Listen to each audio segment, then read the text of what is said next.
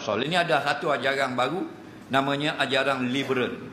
Nak mensamakan akan semuanya, nak dihampur, dirosakkan agama Islam. Antara benda yang dirosakkan ialah perempuan pun boleh jadi imam, kerana dia hamba Allah juga, dia orang Islam juga. Apa salahnya dia? Dia orang beriman. Nah, dia ada 2 kalimah syahadah. Nah, dia kata laki-laki jadi imam tu pandangan ulama saja. Nah, itu juga akhirnya Nabi pun dia kata tak wajib kita ikut. Yang wajib kita ikut Allah saja. Kerana Nabi ni bukan pencipta, dia bukan Tuhan. Dia sekadar macam ke postman je, bagi dia.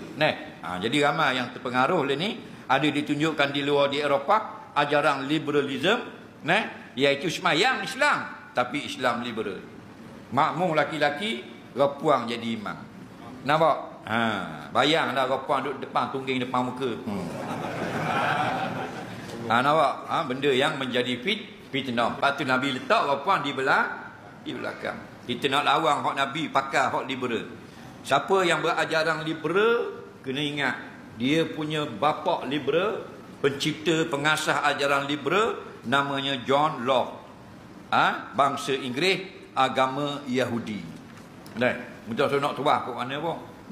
Pengasas ajaran liberal namanya John Locke. Lahir pada abad ke-18 Masihi di selatan England, bangsa Inggeris, agama Yahudi.